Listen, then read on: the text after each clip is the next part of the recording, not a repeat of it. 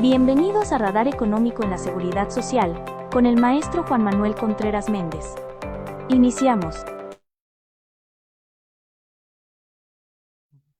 Muy buenos días, tengo el gusto de compartir una vez más con ustedes una entrega de nuestro radar económico y el día de hoy vamos a tratar un tema que se intitula el derecho económico como base o como fundamento de lo que es el derecho de la seguridad social.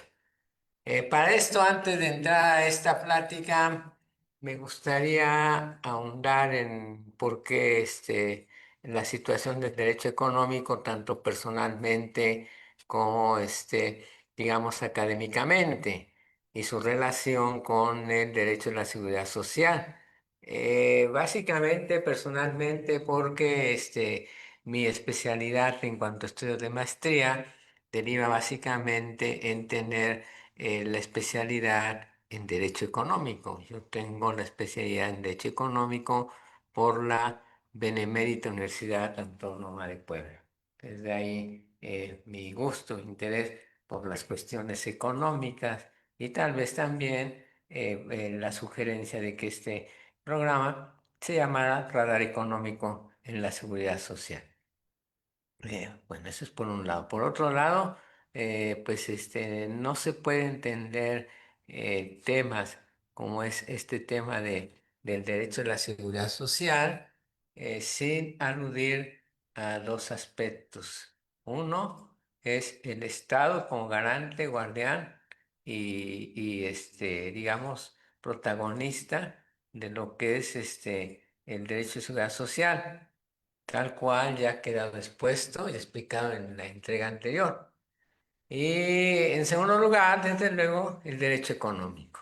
El derecho económico porque a partir del derecho económico pues se genera la forma en que el Estado va a intervenir, va a regular, va a llevar a cabo lo que llamamos una rectoría y planificación de la economía nacional y dentro de esa rectoría y planificación de la economía nacional, pues conlleva una serie de objetivos o fines. Y dentro de esos fines y objetivos que el Estado tiene a cuenta, pues está la seguridad social. De tal manera que por eso resulta pertinente abordar este tema que hoy traigo a cuenta del derecho económico como básicamente un sustento, una base de lo que es el derecho de la seguridad social en México. Bueno, hecha la aclaración al respecto, como acostumbro a hacer, me referiré al tema, tratando de establecer cada concepto, explicándolo y después relacionándolo y estableciendo finalmente algunas conclusiones. En primer término, pues quisiera abordar lo relativo al derecho económico. Y una vez más, vamos a abordarlo de un aspecto histórico, pues recordando también que pues una de mis pasiones mayores es la historia. En tal virtud, generalmente yo mis temas los empiezo a abordar en un ámbito histórico. Entonces, hablemos del derecho económico primero en su ámbito histórico, es decir, cómo históricamente surge el derecho económico. Y en cuanto a cómo es que surge históricamente el derecho económico, debemos de situarnos en lo que es cronológicamente los inicios de lo que es el siglo XX. Básicamente hablamos igual nuevamente y que tiene que ver de manera común con el surgimiento de lo que conocemos como el estado de bienestar o Estado social de derecho o economía mixta, que ya el programa pasado tuvimos la oportunidad de abordar y de explicar. Entonces, el derecho económico básicamente también va a surgir como una respuesta a las inconsistencias del sistema liberal económico o liberalismo económico de Adam Smith y de Ricardo. Recordemos la plática anterior, como decíamos que Adam Smith y Ricardo, padres del liberalismo económico, sostenían la teoría de que el mercado obedece a su propia naturaleza, de que el mercado se autorregula de manera, digamos, automática, que básicamente acá opera principalmente como ley fundamental la ley de oferta y demanda. En tal virtud, si entendiendo que el mercado se autorregula y que el mercado es autosuficiente, no hace necesario la presencia del Estado dentro de lo que es el elemento económico, ni tampoco el elemento mismo de lo que sería la actividad misma del mercado. Tal virtud para el liberalismo económico de Smith y de Ricardo, el Estado no tendría ningún papel protagónico, ni directo ni indirecto, en lo que es la regulación de la economía nacional o del propio mercado. Más bien, para el liberalismo económico de Smith y de Ricardo, el Estado tiene que ser un Estado que se tiene que abstener de intervenir en la economía y en la regulación del mercado, porque como ya hemos explicado, pues el mercado obedece a su propia naturaleza, el mercado obedece a sus propias leyes, el mercado se autorregula bajo lo que Smith llama la mano invisible del mercado. ¿Sí? En tal virtud, ya también como parte de lo que fue la entrega del programa anterior, explicábamos que en ese sentido, pues esa teoría de Smith y de Ricardo no tiene un sustento, digamos, permanente, sino que en un momento histórico dado, esta idea del mercado autorregulado, esta idea del mercado generando su propia dinámica y su propia autonomía y su propia pertinencia a existencia, se pierde porque el sistema liberal, el liberalismo económico, es decir, el capitalismo, pues tiene una serie de inconsistencias y de contradicciones y que como básicamente cualquier cuestión económica, cumple un ciclo y una vez que ese ciclo se ha cumplido, prácticamente empiezan a generarse contradicciones. Entonces, le decíamos que estas contradicciones están manifestadas en lo que es el periodo que llamamos de entreguerras, que es básicamente el fin de la Primera Guerra Mundial y el principio de la Segunda Guerra Mundial. Y el otro ingrediente para entender las contradicciones del sistema capitalista o del liberalismo económico es básicamente la Gran Depresión de 1929, dada en Estados Unidos con la ya famosa caída de la Bolsa de Nueva York, que también en la entrega pasada explicamos a detalle por qué se manifestó, por qué se dio esa Gran Depresión.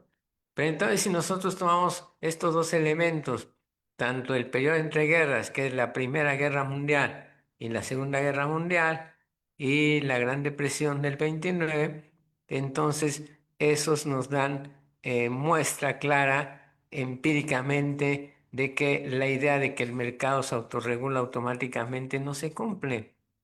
Y básicamente al no operar ese mercado autorregulado, entonces obviamente que la economía de los estados nacionales se ve alterada, entra en un periodo de crisis, que por otro lado no es posible que el mercado pueda salir de manera automática de esta crisis. O sea, el mercado no es capaz de por sí mismo dar respuesta a la crisis que se está manifestando propiamente en esta inconsistencia que se está manifestando por una serie de prácticas, como ya vimos en la entrega pasada, pues las políticas arancelarias que ya en ese momento se estaban dando, las cuestiones que se refieren a la concentración y a los monopolios y otros elementos más económicos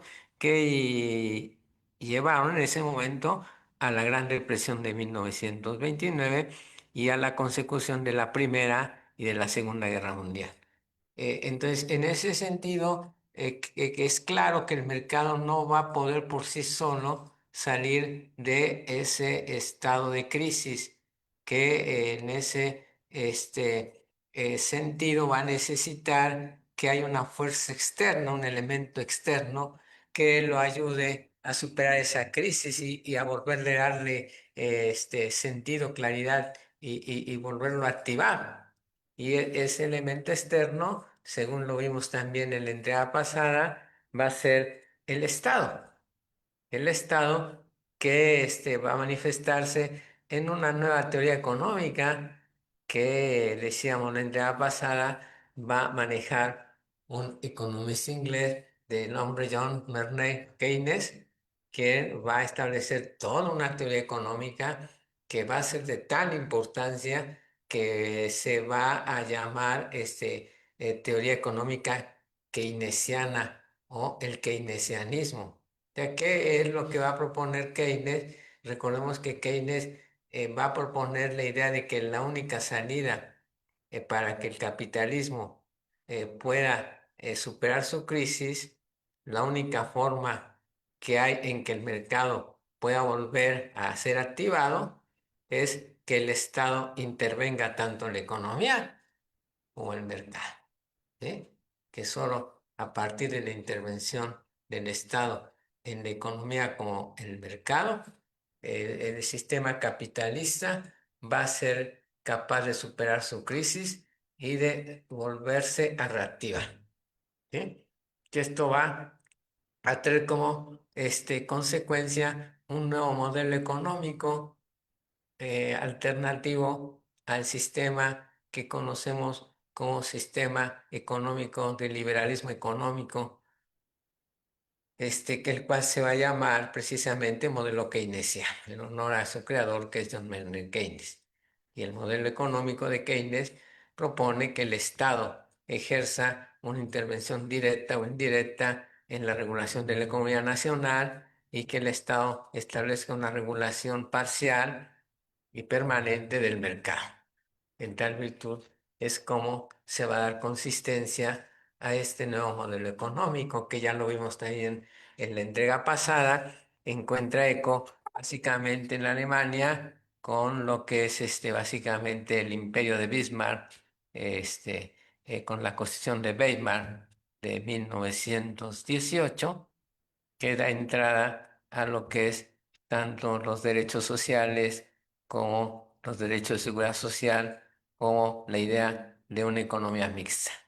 Y de ahí también ya vimos lo que se refiere al modelo inglés, con el laborismo de inglés, que también nos trae a cuenta la necesidad del Estado como un regulador de la economía, ¿sí? En el proyecto que llamamos de Beveridge, ¿sí? Y de ahí básicamente en Estados Unidos con la propuesta del New Deal, o nuevo modelo económico americano, que es este impuesto por Roosevelt, básicamente tomando todas las ideas de Keynes. Y en México, pues llega a expresarse en lo que es la Constitución de 1917, que viene a completar básicamente el conjunto de derechos que ya venían dándose desde la Constitución de 1857, en lo que llamamos las garantías individuales, artículo 1 al 29, y la del 17 o derechos individuales, y la del 17 que completa con la integración de los llamados derechos sociales, ¿no? Y derechos sociales que van a ser la punta o el pilar de la seguridad social, ¿sí? Que va a encontrar eco, desde luego, en el artículo primero constitucional, en el artículo cuarto y en el artículo 123. En el primero, pues en lo referente a que la seguridad social se contempla como básicamente un derecho humano, ¿no? En tal virtud, por eso el artículo primero constitucional tiene que tener este fundamento de esa seguridad social. El cuarto, que prácticamente, digamos, es el más importante, porque ahí devienen casi todos los derechos de seguridad social, ¿no? Básicamente el cuarto, recordemos, deriva tanto lo que es el derecho a la salud, el derecho a la vivienda, el derecho al bienestar mismo, a una vida digna, el derecho a una alimentación sana y nutritiva, el derecho a la cultura, que complementa con el tercero, que establece el derecho a la educación, y el 123, que en su fracción 29ª, pues establece a nivel constitucional el derecho a la seguridad social, que básicamente después va a reglamentar de manera particular la ley del Instituto Mexicano del Seguro Social. ¿No?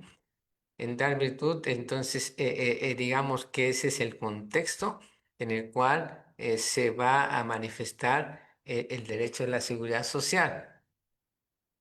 Pero exactamente acá, volviendo al punto de origen, cómo es que el derecho económico encuentra cabida en el ámbito internacional mundial y cómo es que ese mismo derecho económico, pues es, digamos, base o a partir del cual se desprenden una serie de derechos como es este derecho a la seguridad social. Bueno, evidentemente, como ya había manifestado al principio, el derecho económico, digamos que tiene diversas etapas también de desarrollo. La primera etapa se manifiesta con el keynesianismo y lo que es la teoría de Keynes y la idea de que el mercado y no puede ser capaz de autorregularse, por lo tanto requiere que el Estado tenga que intervenir en la economía para regularla, para administrarla y ahí darle sentido tanto a la economía nacional como establecer una regulación del mercado. En tal virtud, pues el derecho económico se va a manifestar como, en palabras de autores como Jorge Bitker, en esta primera etapa como un derecho de la intervención económica. O sea, sí, en pocas palabras, Jorge Bitker define al derecho económico en esta primera etapa como un derecho de intervención económica. ¿Sí? Un derecho de intervención económica, ¿a dónde? Derecho de intervención económica en la economía de un Estado nacional. ¿Sí? Bueno, ¿por qué se va a dar esa intervención económica? Bueno, ya lo dijimos anteriormente. Se va a dar básicamente por la incapacidad del mercado por regularse en forma automática, sí, como ya lo vimos anteriormente, y por la necesidad también de establecer un modelo económico, el cual conocemos como economía mixta, que por un lado de certeza económica, garantice el crecimiento económico, asegure de alguna forma un funcionamiento óptimo del mercado, pero por otro lado, todo esto se complemente con lo que se llama el bienestar social, la justicia social. ¿Sí? Que pondera la necesidad de que exista una mejor distribución de la riqueza, del ingreso, ¿sí? Para lo cual, pues el Estado tendrá que establecer una serie de programas asistenciales, una serie de elementos que den respuesta a una serie de contingencias que en este caso, en primera instancia, los trabajadores o las familias de esos trabajadores puedan tener, porque recordemos que el derecho a la seguridad social primero surge como un derecho garante solo de los trabajadores y después de los trabajadores y su familia.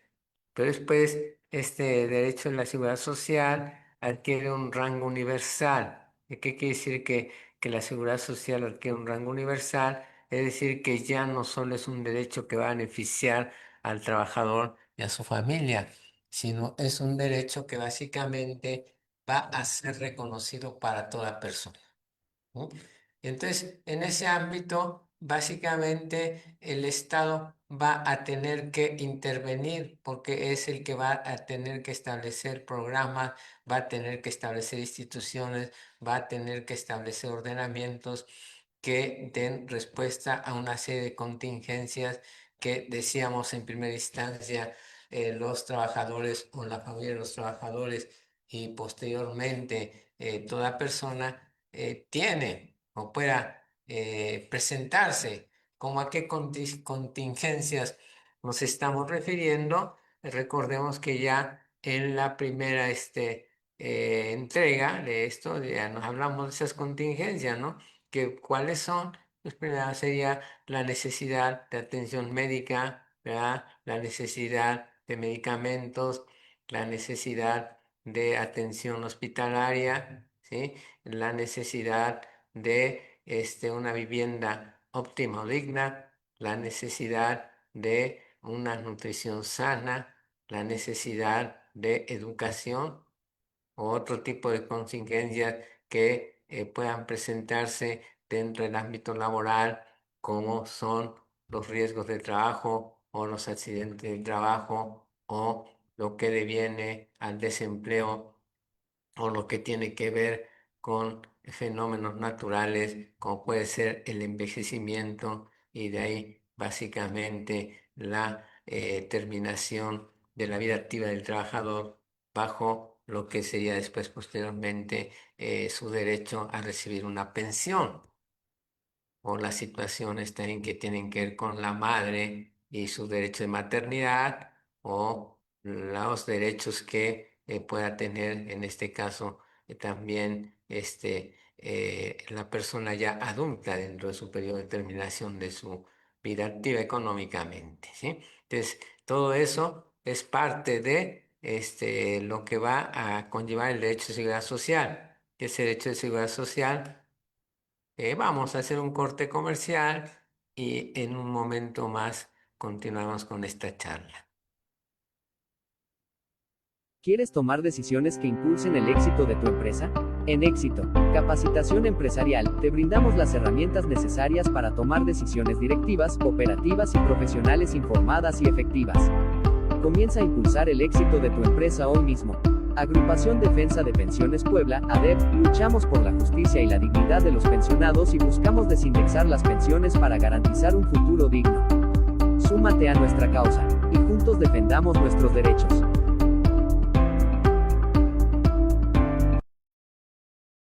¿Quieres tomar decisiones que impulsen el éxito de tu empresa?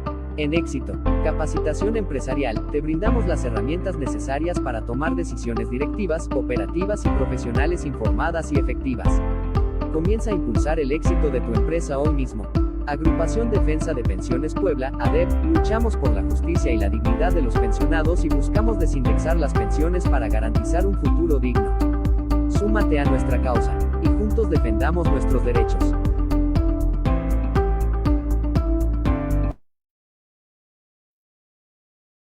Ok, pues vamos, después de este breve corte comercial, vamos a continuar con nuestra charla.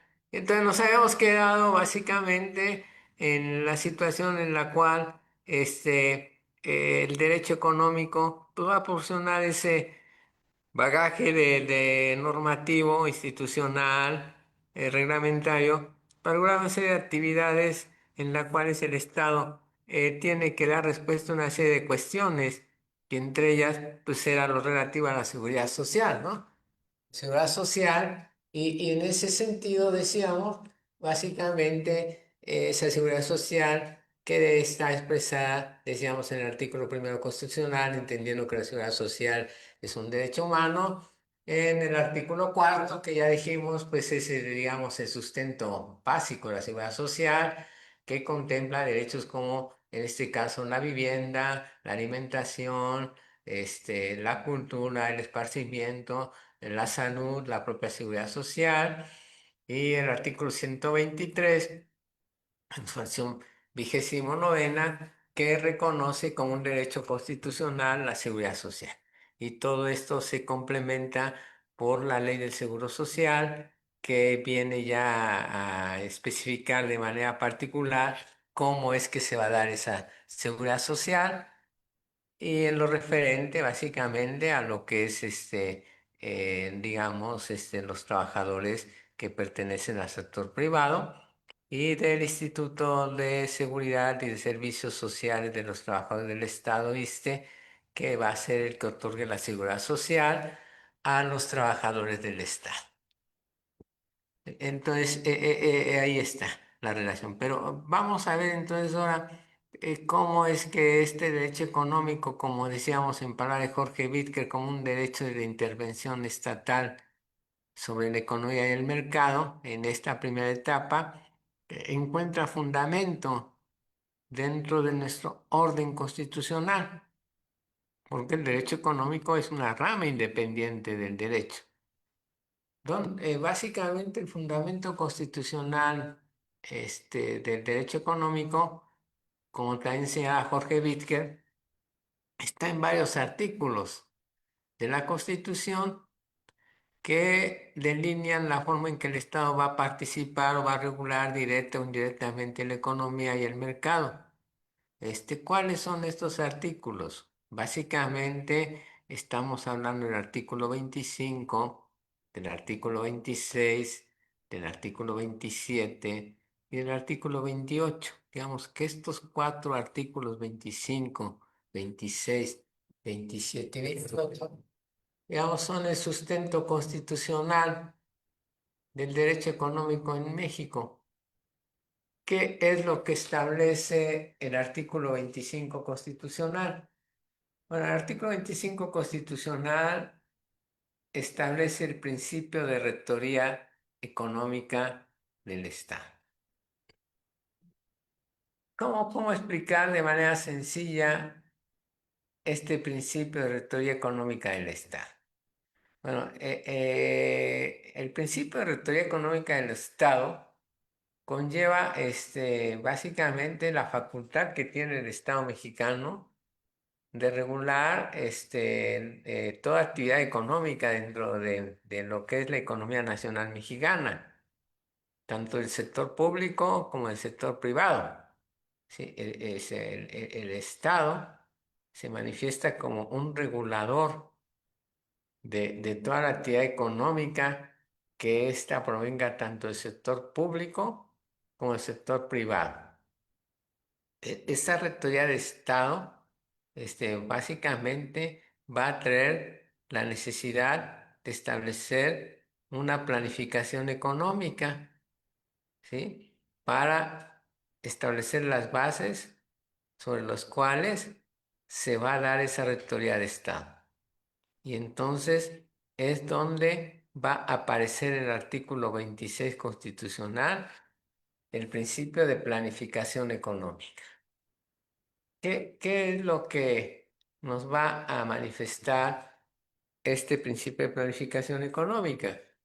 Básicamente, lo que va a manifestar este principio de planificación económica es de que para que el Estado pueda ejercer su tarea de rectoría del Estado, de regulador de la economía, requiere una planificación, ¿sí?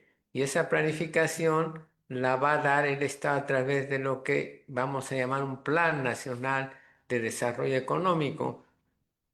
Ese Plan Nacional de Desarrollo Económico va a manifestarnos la forma en que el Estado va a establecer un programa para poder llevar a cabo los objetivos. ¿Cada cuánto o quién o cómo se elabora un Plan Nacional de Desarrollo Económico? Básicamente un plan de desarrollo económico se elabora cada 6 años. Cada vez que hay cambio de presidente, en este caso presidenta, cada presidente, en este caso la presidenta Schaumann, tuvo que haber presentado su Plan Nacional de Desarrollo a 6 años, en los que se plantean los objetivos, las metas o las prioridades económicas que ese sexenio va a tener. Bueno, acá tengo una pregunta que quisiera darle respuesta a Rodrigo García. Dice, maestro, una pregunta. ¿De qué sirve que esté respaldada con la Constitución los derechos humanos y al final de cuentas es un sistema deficiente en la seguridad social? Bueno, básicamente, tratando de dar una respuesta a esta pregunta, digamos que podemos establecer lo que en el ámbito teórico manifiesta un orden jurídico, este orden constitucional, y lo que en la realidad práctica o material sucede, ¿sí? Lo que decíamos en el programa número 1, lo que es el ser del derecho y lo que es el deber ser del derecho, ¿no? ¿Sí? En cuanto al ser del derecho, evidentemente, pues como derecho humano, como garantía social, pues en el marco constitucional está claro, como yo ya lo he manifestado, artículo primero, artículo cuarto, artículo 123, la propia ley del Seguro Social también lo reglamenta, igual que la ley del ISSSTE. Digamos que están ahí esos derechos como garantizando esa seguridad social, ese derecho humano. Ahí ya, si es que el gobierno en turno no manifiesta esa tarea que es una obligación constitucional, pues básicamente nosotros tendríamos que exigirle a ese gobierno en turno que cumpla con su obligación constitucional. ¿Sí? O sea, ese gobierno en turno, si no está cumpliendo con esa obligación constitucional, que es otorgar la seguridad social como un derecho humano, esto quiere decir que ese gobierno en turno no está cumpliendo con su deber constitucional. Y si no está cumpliendo con ese deber constitucional, pues nosotros tendríamos que exigir que cumpla. Ahora, si a pesar de esa exigencia, ese gobierno no cumple con ese derecho humano o con esa seguridad social, pues la misma Constitución nos dice en el 39 que el poder soberano radica en el pueblo y nosotros como pueblo pues tenemos la oportunidad que si no se está manifestando esa voluntad popular o no se está cubriendo ese derecho social o ese derecho humano, pues poder establecer una alternancia democrática hacia otro tipo de gobierno que a lo mejor sí pueda cumplir con esa seguridad social, ¿no? Entonces, siempre tenemos ese instrumento en la alternancia democrática, algunos llaman el voto de castigo, para poder, en este caso, exigir que ese gobierno que no está cumpliendo con ese derecho humano, esa obligación constitucional, lo cumpla, ¿sí? So pena de que no hacerlo, pues lo que comúnmente se dice, establecerle un voto de castigo, ¿no? O sea, pues, si no lo está cumpliendo, hay que buscar otro gobierno, otro modelo que sí dé respuesta a seguridad social, ¿sí? Entonces, pues básicamente, digamos en conclusión, no es que no sirva, o sea, y el orden normativo ahí está. El problema no es la Constitución. El problema no está en que hay una falta de una garantía humana, un derecho humano o una constitución que reconozca la seguridad social como derecho humano. El problema es de la autoridad, del gobierno, que tendría que cumplir con esa obligación. ¿Mm? Ok. Bueno, entonces continuando entonces con el tema, entonces decíamos. Hay un Plan Nacional de Desarrollo Económico que cada 6 años, cada presidente o presidenta tiene que proyectar dónde se van a marcar los lineamientos bajo los cuales objetivos se va a dar todo ese sexenio presidencial como parte de la rectoría del Estado. Y de ahí básicamente nos vamos al artículo 27 constitucional. ¿Qué es lo que plantea el 27 constitucional? Bueno, el 27 constitucional lo que plantea básicamente son varios elementos importantes en el orden del derecho económico.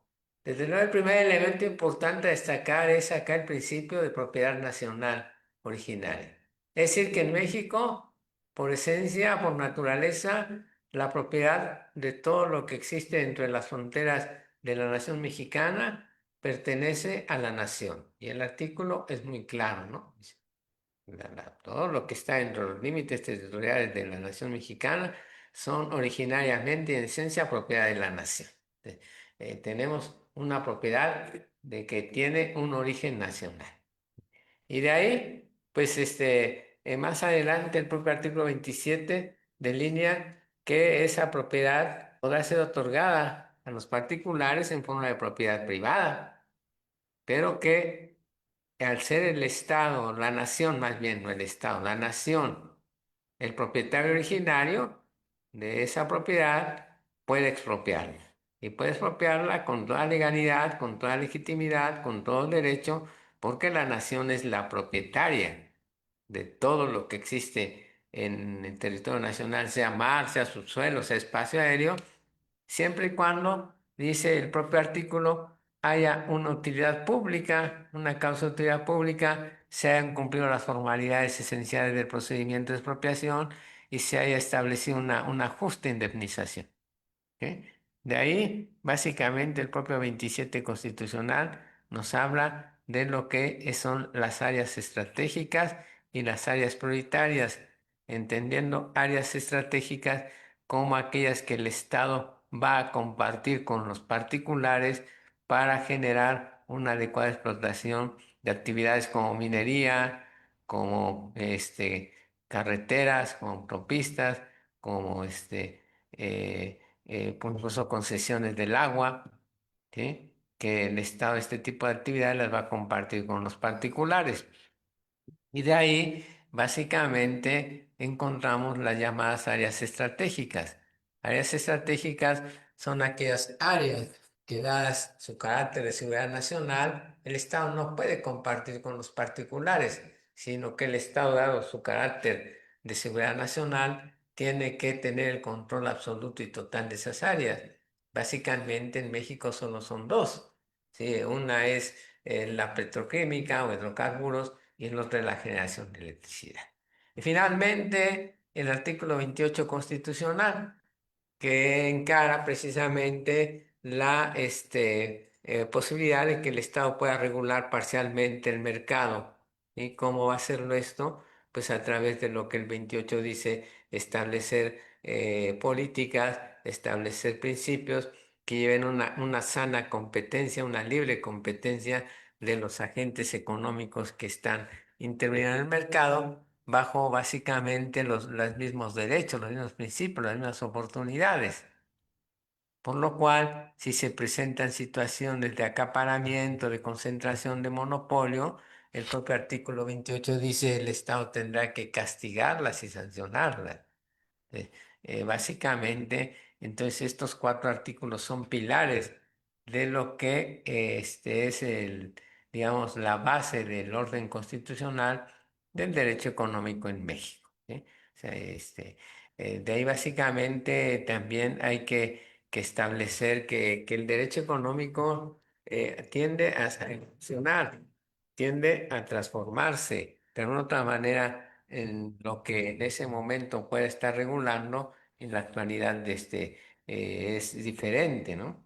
Hay que entender que este derecho económico en México, que da lugar a la Constitución de 1917, que encara el sistema de economía mixta, tiene una vigencia aproximadamente que se manifiesta en su mayor esplendor de lo que va a ser de 1950 a 1970 bajo el llamado modelo estabilizador o de sustitución de importaciones, ¿sí? En la etapa que se conoce como el milagro mexicano, donde bajo este sistema de economía mixta, el de Estado interventor, ¿sí? El Estado mexicano va a tener de alguna manera una estabilidad económica sobresaliente a nivel mundial. ¿Sí? Con este sistema, en estas décadas 50, 60, México va a alcanzar su mayor resplandor económico con tasas en cuanto al marca el Producto Interno Bruto de entre 6, 5 y 7% anual, que pues prácticamente ese PIB del 6, 5 al 7 es un PIB que da cuenta de que que esos años fueron de mucha estabilidad económica, de mucho crecimiento económico, de mucha inversión tanto pública como privada, ¿sí? Que nos muestra un país fuerte económicamente, ¿no? Pero de una otra manera, como ya habíamos dicho, en economía los ciclos tienden a cumplirse. Para la década de que culmina los 60 y empieza la década de los 70, el modelo de economía mixta, este modelo del derecho económico de una política intervencionista, va a mostrar contradicciones. Todos los modelos económicos siempre muestran contradicciones. Eso en economía es claro. Si se háblese de liberalismo, háblese de fisiocracia, háblese de neoliberalismo, háblese de economía mixta, los modelos siempre tienen un periodo en que tienen un esplendor, un desarrollo y después muestran contradicciones, ¿sí? Entonces, para la década de los 70, el modelo de sustitución de importaciones, de desarrollo estabilizador, basado en la economía mixta y en una intervención muy importante del Estado en la economía, va a agotarse, va dando muestras de agotamiento y esto va a provocar que para fines de la década de los 70 el modelo de economía mixta entre en crisis y se haga necesario transformar el modelo, ¿sí? Básicamente esto va a suceder en la década de los 80, en el periodo presidencial que corresponde a Miguel de la Madrid Hurtado. Prácticamente el país, Miguel de la Madrid Hurtado, presidente en esa década de los 80 al 85, 86, va a recibir el país 82, 88, para ser más preciso, es el sexenio de Miguel de la Madrid, 82, 88, va a recibir el país que esté quebrado, con una gran deuda económica, con una gran inflación y pues eso va a tener cuenta en la necesidad de transformar el modelo de economía mixta a lo que se conoce como economía liberal o neoliberalismo económico, para lo cual pues se van a tener que implementar una serie de reformas que hagan que el Estado mexicano cambie totalmente su perspectiva acerca de cómo llevar adecuadamente la administración económica y de una otra manera también la intervención misma del Estado, ¿no? A lo cual Miguel de la Madrid Hurtado va a gestar una reforma constitucional que históricamente es muy importante, la cual va a traer básicamente eh, pues reformas al artículo 25, ya dije, principio de rectoría de Estado, al artículo 26, planificación económica, principalmente estos dos, ¿sí? Que van a dar cuenta de la posibilidad de que México, sin traicionar el espíritu de una economía mixta, un sistema de intervención estatal, pueda trascender hacia un sistema liberal o neoliberal, ¿sí? Que es la década que va a correr de los 90 hasta la fecha, en donde básicamente el Estado ya no va a tener tanta presencia y tal vez ya no va a tener tanta ponderancia en lo que es, sobre todo, llamamos los sistemas de seguridad social. Va a haber básicamente dentro de los objetivos de los gobiernos de la Madrid a Salinas, de Salinas a Cedillo, de Cedillo a Fox, de Fox a Calderón y de Calderón a Peña Nieto, básicamente una política en la cual los derechos sociales no van a ser ya tan importantes, va a haber otras prioridades, como va a ser el comercio exterior, como va a ser la inversión extranjera, como va a ser la propia firma del TLC, del Telecán, hoy Temec, y entonces de alguna otra manera va a empezar a haber un descuido de lo que es la seguridad social. Pero en este momento ya también tratando de cerrar porque parece que el tiempo se nos agota, tal vez en una siguiente entrega vamos a continuar con este tema.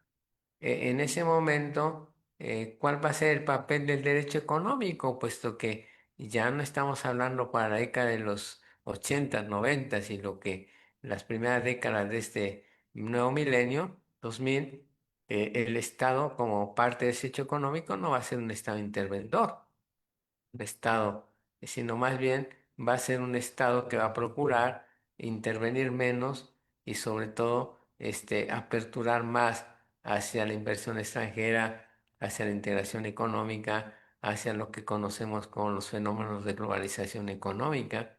De ahí México va a ingresar al GATT, Acuerdo General de Aranceles a la Unión Europea de Comercio, después OMC, y después va a ingresar a la OMC, Organización Mundial de Comercio, y el punto culminante va a ser Salinas de Gortari con la firma del TEMEC o el TLC en aquel momento, ¿no?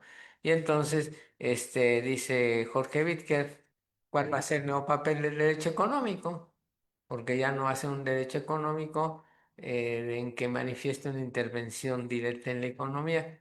Para Jorge Wittker, el nuevo papel de derecho económico va a ser un papel en el cual el derecho económico va a ponderar el escenario pertinentemente adecuado para proyectar a México en el ámbito internacional, para proyectar a México como un país que básicamente puede integrarse a los modelos económicos como puede ser el Tratado de Libre Comercio con América del Norte o algunos otros tratados comerciales y que va a procurar estar más en contacto con lo que son los procesos de integración y de globalización económica. Bueno, me señalan acá que tenemos 5 minutos más ya para cerrar. No sé si hay alguna otra pregunta por ahí, algún otro comentario. Y si no fuera este el caso, pues haría dando ya brevemente una conclusión, a reserva de que en una futura entrega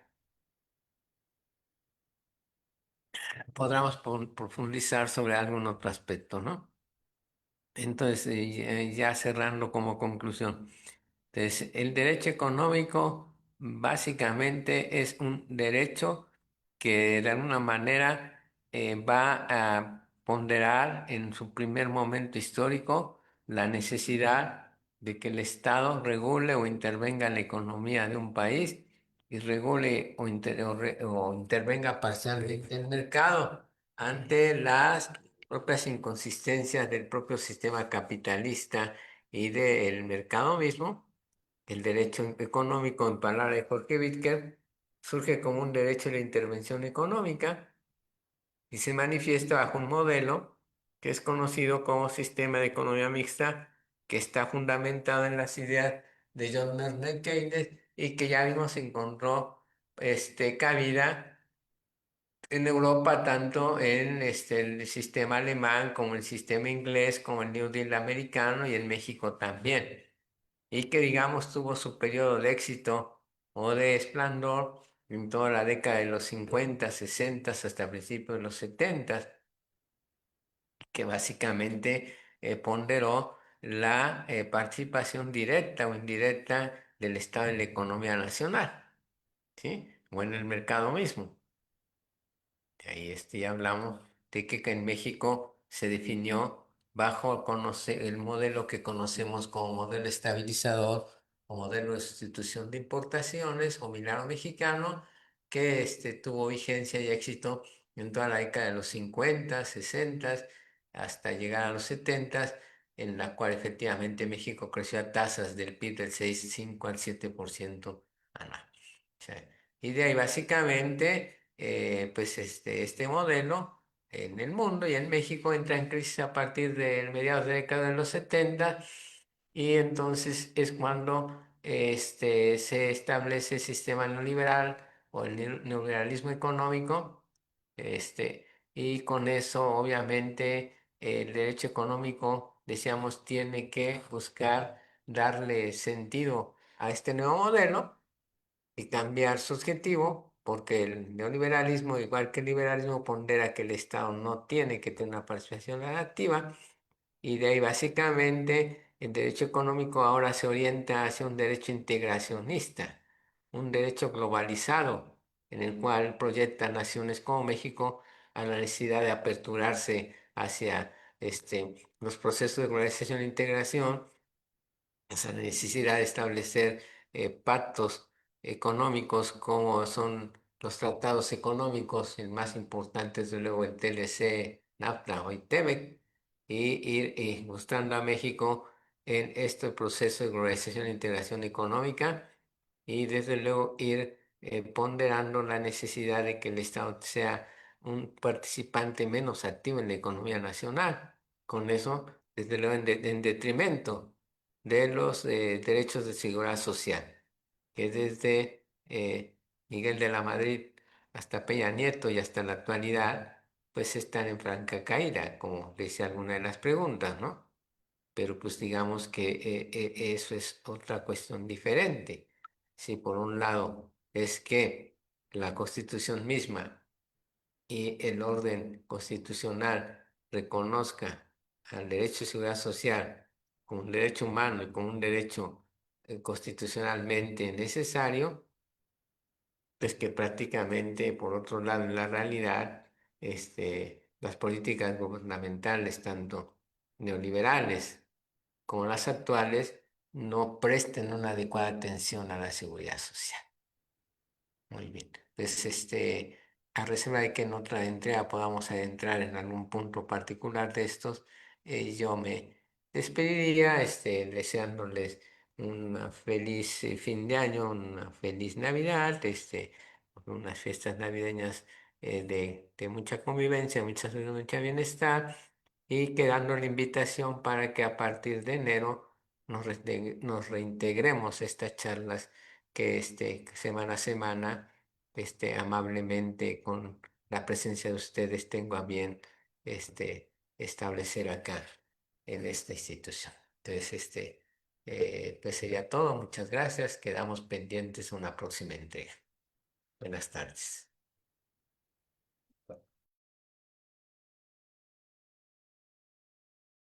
Llegamos al final de este episodio. Agradecemos su presencia y nos vemos en el siguiente.